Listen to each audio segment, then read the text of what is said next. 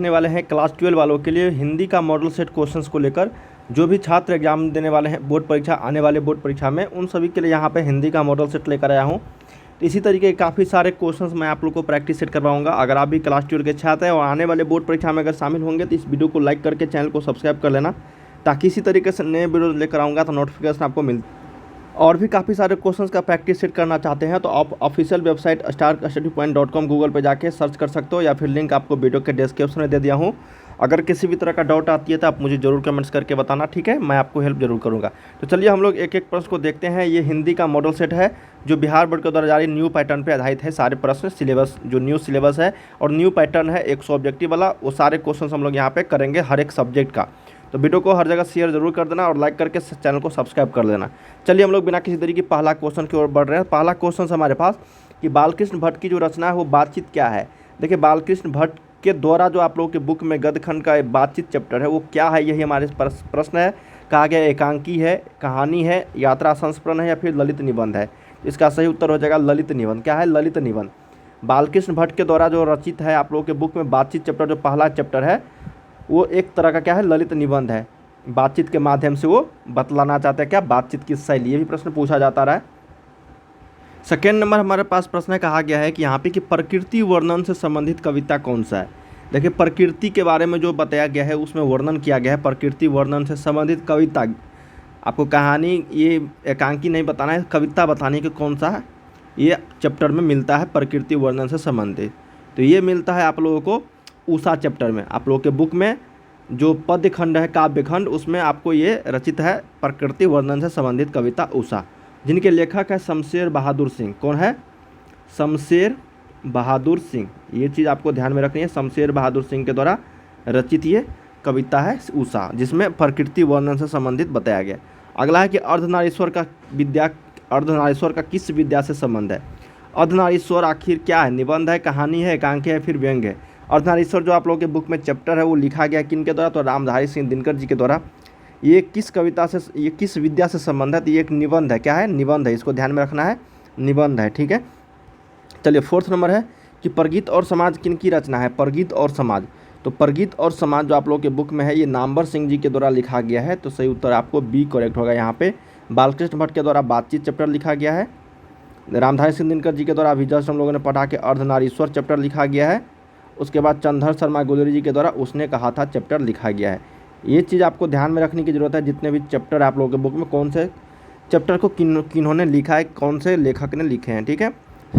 अगला देखते हैं कि रोज शीर्षक कहानी के लेखक कौन है। तो अभी जस्ट हम लोगों ने पढ़ा कि रोज शीर्षक कहानी के लेखक उसने कहा था का चंद्रधर शर्मा गुलेरी, लेकिन रोज कहानी का हो जाएगा अज्ञे। क्या हो जाएगा? सच्चिदानंद हीरानंद वात्सेन अज्ञे इनका पूरा नाम है। तो 5 का सही उत्तर एक करेक्ट होगा। 6 नंबर है कि इनमें से कौन सी रचना प्रसाद जी की नहीं है। प्रसाद का मतलब हुआ यहाँ पे जयशंकर प्रसाद, ठीक है। देवदासी, कमायनी, झरना या फिर आंसू। तो सही उत्तर 6 का हो जाएगा। आपको कौन सा नहीं है? तो ये झरना। झरना जो चैप्टर है ये जयशंकर प्रसाद जी के द्वारा लिखा हुआ नहीं है। बाकी देवदासी, कमायनी और आंसू ये सारे हैं। और आप लोगों के बुक में तुमुल, कोलाहल, कलह में ये चैप्टर लिखे हैं। अगला है 7 नंबर कि पंडित चंद्रधर शर्मा गुलेरी की कहानी का नाम क्या है। पंडित चंद्रधर शर्मा गुलेरी, अभी जस्ट हम लोगों ने पढ़ा कि उसने कहा था किनके द्वारा लिखा गया है, चंद्रधर शर्मा गुलेरी के द्वारा। 7 का सी हो जाएगा। झूठन चैप्टर ओम प्रकाश वाल्मीकि जी के द्वारा लिखा गया है। और 30 जो चैप्टर है वो उदय प्रकाश जी के द्वारा लिखा गया। ये चीज़ आपको याद होनी चाहिए, ठीक है।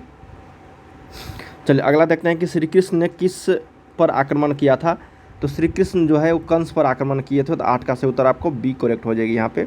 चलिए 9 नंबर देखते हैं। यहाँ पे क्या है कि निम्नलिखित में से कौन से रचनाकार बिहार के हैं।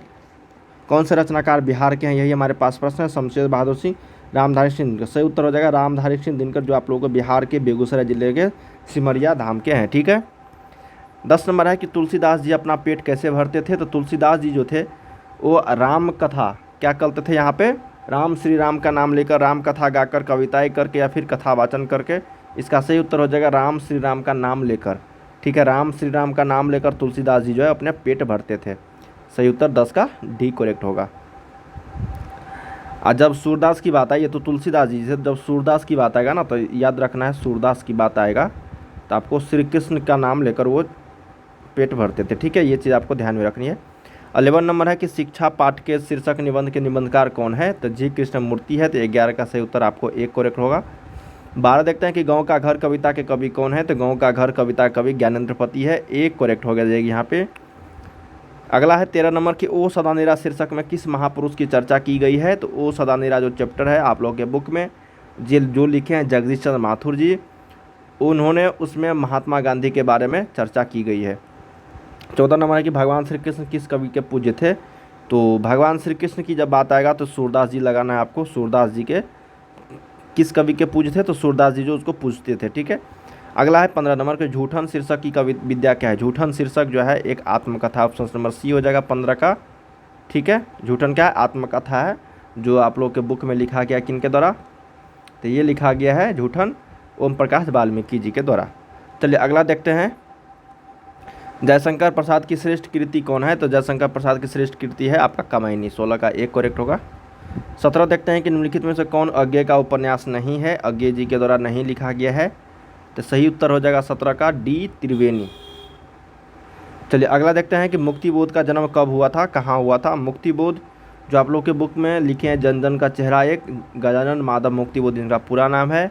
इनका जन्म हुआ था, आपको याद रखनी है, श्योपुर में। कहाँ पे, श्योपुर में, सी करेक्ट होगा। जब इनका जीवन परिचय पढ़ोगे उसमें बताया गया। अगला है कि मालती किस शीर्षक की पात्रा है, तो मालती जो है रोज शीर्षक की पात्रा है, एक करेक्ट होगा। 20 नंबर है कि सुभद्रा कुमारी चौहान की मृत्यु का कारण क्या था, तो सुभद्रा कुमारी चौहान का कार दुर्घटना में इनकी मृत्यु हो गई थी। 21 देखते हैं कि रजनीश का संधि विच्छेद क्या है, तो रजनीश का रजनी जोड़ ईस हो जाएगी, जो 21 का सही उत्तर हो जाएगा आपको ऑप्शन नंबर बी में, रजनी जोड़ ईस, बी करेक्ट होगा। 22 देखते हैं कि पावन का संधि विच्छेद क्या है, तो पावन का हो जाएगा पोजोर अन पावन, क्या हो जाएगा यहाँ पे,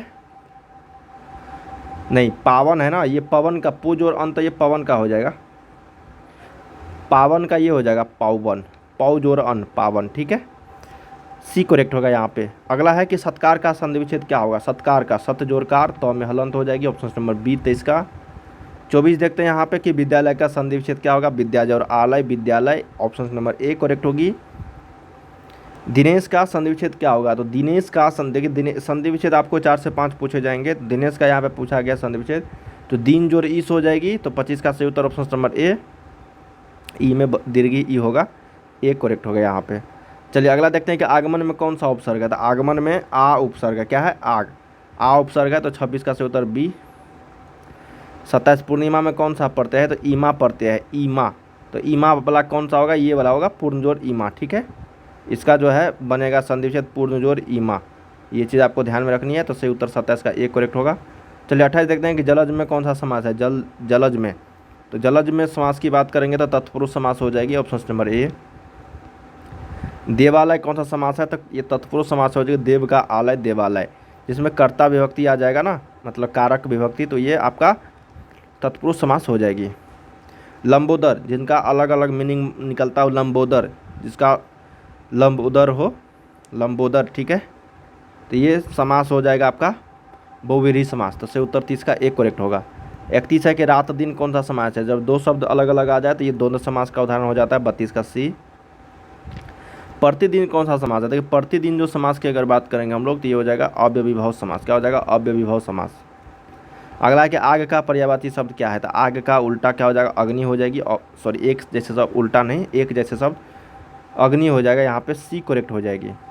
चलिए अगला देखते हैं कि ईश्वर का पर्यायवाची शब्द क्या है, तो ईश्वर का हो जाएगा आत्मा, क्या हो जाएगा, आत्मा, ऑप्शन नंबर ए करेक्ट होगा। 34 का, सॉरी आत्मा नहीं परमात्मा हो जाएगी, परमात्मा, आत्मा नहीं परमात्मा। ईश्वर का पर्यायवाची शब्द क्या हो जाएगा, परमात्मा। अंधकार का उल्टा क्या होगा, अंधकार का क्या हो जाएगा, अंधकार, अंधकार मतलब अंधेरा, इसका मतलब हो जाएगा क्या हो जाएगा बताओ, 35 का सही उत्तर प्रकाश, अंधकार का क्या हो जाएगा उल्टा प्रकाश, ये उजला काला का हो जाएगा उजला, ठीक है, दिन का हो जाएगा रात। चलिए अगला देखते हैं, अदेह का विलोम क्या होगा, अदेह का उल्टा, अदेह का हो जाएगा सदेह, सब ऑप्शन नंबर सी हो जाएगा। चलिए अगला देखते हैं, गोरा का विलोम क्या होगा, तो गोरा का विलोम उल्टा हो जाएगी गोरा, तो गोरा का उल्टा सही उत्तर ऑप्शन नंबर आपको हो जाएगा काला, क्या हो जाएगा गोरा का काला। ठंडा का विलोम, ठंडा का उल्टा क्या हो जाएगा, ठंडा, ठंडा, ठंडा का उल्टा गरम हो जाएगा, क्या हो जाएगा गरम, ऑप्शन नंबर बी। नेक्स्ट दिवाकर का विलोम क्या होगा, दिवाकर का उल्टा, दिवाकर, दिवाकर का निशाकर, ऑप्शन नंबर ए, निशाचर नहीं निशाकर। साधारण का विपरीतार्थक शब्द क्या होगा, साधारण, साधारण का असाधारण हो जाएगी। ऑप्शन नंबर बी करेक्ट होगा 40 का। जिसका आचरण अच्छा हो उसको बोलते हैं सदाचारी। क्या बोलते हैं भाई? सदाचारी। जिसका आचरण अच्छा नहीं है उसको दुराचारी। जिसके पास धन न हो, जिसके पास धन नहीं है तो उसको निर्धन बोलते हैं। ऑप्शन नंबर ए होगा। घोड़ा बेचकर सोना मुहावरे का अर्थ क्या होगा? घोड़ा बेचकर सोना, इसका मतलब घोड़ा बेचकर सोना, इसका मतलब हो जाएगा आपको बोल रहा है निश्चिंत हो जाना, निश्चिंत होकर सोना। गहरी नींद में सोना नहीं होगा, अधिक मुनाफा कमाना भी नहीं होगी, ये हो जाएगा निश्चिंत होना। ठीक है, ऑप्शन नंबर 43 का बी यहाँ पे सही उत्तर हो जाएगा। चैन की बंसी बजाना, कोई व्यक्ति अगर चैन की बंसी बजा रहा है तो इसका मतलब वो क्या है? सुखी है। क्या है? सुखी है। ऑप्शन नंबर 44 का बी। 45 देखते हैं यहाँ पे कि राई का पहाड़ बनाना। राय का पहाड़ बनाना का मतलब होता है कि छोटी बात को बढ़ा चढ़ाकर कहना, यही इसका सही मीनिंग है, सही उत्तर है। हाथ पांव मारना मुहावरे का अर्थ क्या होगा? हाथ पांव मारना मुहावरे का अर्थ हो जाता है प्रयास करना। क्या होगा? प्रयास करना। अगला है कि हवा से बातें करना मुहावरे का अर्थ क्या है? देखिए, हवा से अगर कोई व्यक्ति बातें कर रहा है इसका मतलब बहुत तरक्की कर रही है। Option number C. अगला प्रश्न हमारे पास कहा गया यहाँ पे कि धर्म का विशेषण क्या होगा? धर्म का धार्मिक हो जाएगी। राष्ट्र का विशेषण क्या होगा? राष्ट्र का राष्ट्रीय हो जाएगा। चरित्र का विशेषण क्या होगा? चरित्र का चारित्रिक हो जाएगी। तो यहाँ पे हम लोगों ने 50 तक क्वेश्चंस किए हैं जो आप सभी के बोर्ड परीक्षा के लिए काफ़ी इंपॉर्टेंट था। लगातार यहाँ से कई क्वेश्चंस जो है आप लोगों के एग्जाम से पूछा जाता रहे, हूबहू सेम टू सेम। ठीक है, चलिए हम लोग अगले सेट को लेकर आ रहे हैं। हर एक सब्जेक्ट का आप लोग को यहाँ पे सेट देखने को मिलेंगे। प्रैक्टिस सेट आप लोगों को मैं काफ़ी सारे क्वेश्चंस का करवा दूंगा जो आप सभी के बोर्ड परीक्षा में एक भी प्रश्न छूटेगा नहीं। ठीक है, चलिए मिलते हैं अगले वीडियो में, तब तक के लिए आप लोग पढ़ाई करते रहिए। बाय बाय सभी को। अगर किसी भी तरह का डाउट है तो आप ज़रूर मुझे कमेंट्स करके बताना। और वेबसाइट का जो मैंने लिंक बताया starkastudypoint.com, ये जो दिख रहा है चैनल के नाम से ही आपको मिल जाएगा। काफ़ी सारे क्वेश्चंस वहाँ पे आपको अपलोड किए गए हैं। बाय बाय सभी को।